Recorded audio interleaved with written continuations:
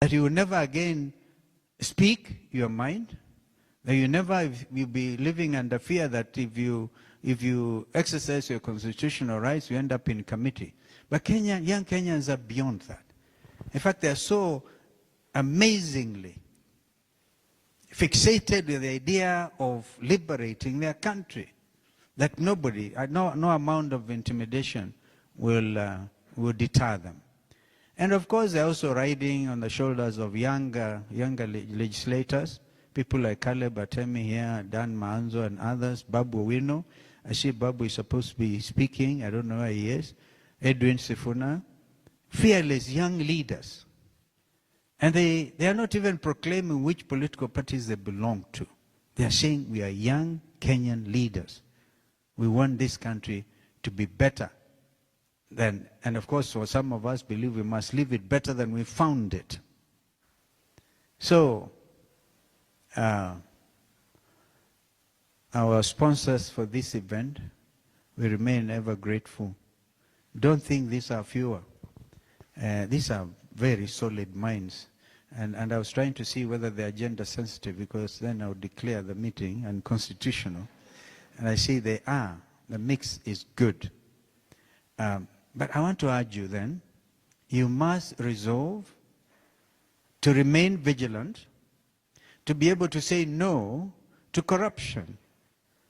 Somebody told us this morning, now this thing about corruption has hit the glass ceiling, went beyond. It is now a way of life for Kenya. You must refuse that. Because how can corruption be a way of life in Kenya? There are things that must happen. Because if we say no to corruption in real time, we'll be able to give our young Kenyans free secondary education. There'll be no problem with capitation. It's the thieving, it's the thieving ability of our leadership that has astounded the nation and also astounded the region. At a time when we should be reaping from the youth budge, what the world has recognized as a youth budge. You do not have this big problem in Europe. Europe is getting older. But Africa is bouncing.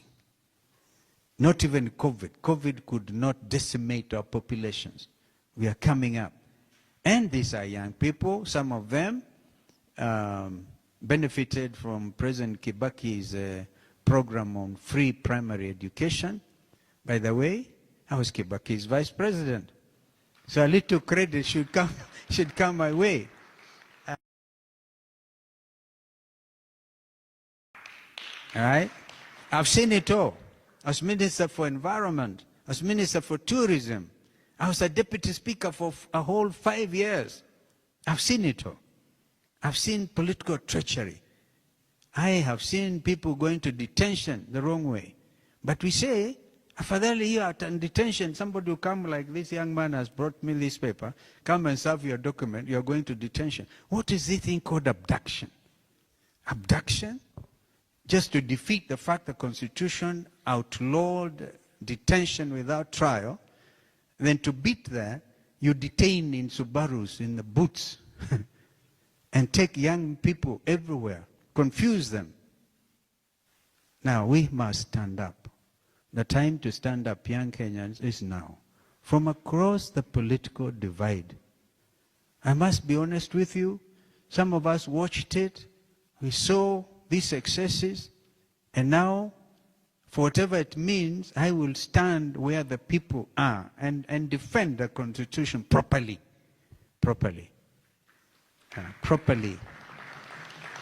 And I just wanted to pass this over to you, and while I suggest, Kidi, a structured inter-party dialogue involving the young Kenyans. Now, my friend Raila Odinga, whom I've had the honor to deputize 10 years, and then support him another 5 years unconditionally, hoping he was going to become the leader, because I thought Raila Odinga and I shared basic commitment to this country. Now my brother is on the other side. I'm left standing. And believe you me, I'll stand until there's real change in Kenya. Because one time, one of the leading papers, I think it was Standard, put up a headline, "The Last Man Standing." The last man standing. Have you seen the paper saying the last man standing? I said, yes, somebody has to stand. Because if we all now say yes, sir, and get compromised beyond recognition, what happens to the future of this country? So we must dig in. And I'm here to tell you, dig in. Look at the values we have under Constitution 2010 and Article 10. Look at your rights. Also recognize we are not an island nation when it comes to the issue of human rights, for example. Human rights are universal, and we have imported all those UN resolutions under Article 1920 of our Constitution. They have become part of our domestic law. So I'm just here to encourage you to stand strong. And believe you me, we'll be with you, whether or not you are Wiper Patriotic Front or Democratic Party or UDA, because I can tell you, a time is coming when Kenyans are going to say, wait. It cannot be any other way than change. The change that has eluded this nation is coming. So don't give up. Help is around the corner, and play your role. Play your role fearlessly and strongly.